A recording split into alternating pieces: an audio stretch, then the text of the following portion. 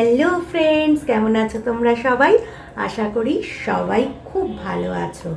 আজ আবার চলে এলাম তোমাদের সাথে একটু মনের কথা শেয়ার করব বলে। আজ সকালে একটু কিচ্ছু নিইনি, শুধু নিয়েছি একটা স্ট্রং কফি আর দুটো ডাইজেস্টিভ বিস্কিট। এরম সকাল কোনো দিন আমাদের আসতেই পারে, যেদিন আমার ঘুম ভাঙতে একটু দেরি হতেই পারে। তাহলে আমি তো রোজ সকালে উঠবো, উঠে ব্রেকফাস্ট বানাবো, চা করব, ব্রেকফাস্ট বানাবো, সব কাজ টাইমে করে সব কিছু প্যাক করে বাড়ির সবাইকে সঠিক টাইমে বেরিয়ে যেতে সাহায্য করব।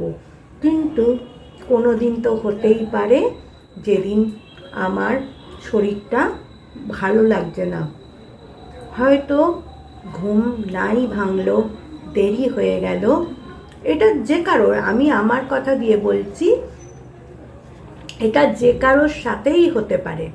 তো সেই দিন কিন্তু ঘুম থেকে উঠে যদি দেখো বাড়িতে তুমি যে সকালে কাজগুলো করো সেই কাজগুলো করতে তোমার দেরি হয়ে গেল, বাড়িতে তোমাকে কেউ ডাকেনি, যাদের তুমি সকালবেলায় ব্রেকফাস্টটা প্যাক করে দিয়ে তাদের বেরিয়ে যেতে হেল্প করো, তারা হয়তো বেরিয়ে গেছে, তখন কিন্তু একটুও রিগ্রেট করবে না।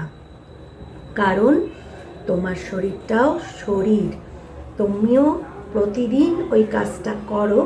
একদিন করতে পারোনি বলে কোনো রকমভাবে দুঃখ পাবে না, বরং সেদিন কি উচিত জানো, বাড়িতে যারা থাকে দেখছে যে উঠতে পারেনি, মানে যে রোজ একদম ঘড়ির কাঁটা মিলিয়ে সব কিছু করে দেয়, সেদিন সে উঠতে পারেনি মানে তার শরীরটা ঠিক নেই। সেদিন বাড়ির অন্য মেম্বারদের উচিত তার জন্য ব্রেকফাস্টটা রেডি করে রেখে তাদের নিজেদের ব্রেকফাস্টটা গুছিয়ে নিয়ে যাওয়া। তবেই কিন্তু তোমার উঠে মনে হবে যে বাড়ির অন্য সদস্যরাও তোমার জন্য ভাবে, তোমার জন্য কেয়ার করে। এই ভালো লাগাটাই তোমাকে সংসারের প্রতি আরও দায়িত্বশীল, আরও ভালো লাগায় ভরিয়ে দিয়ে সংসারটাকে আরও ভালোবাসায় ভরিয়ে দিতে ইচ্ছা করবে। আমার কথাটা ঠিক কিনা বলো? যদি ভালো লাগে তাহলে একটু লাইক, কমেন্ট, শেয়ার করে দিতে ভুলো না কিন্তু। টাটা।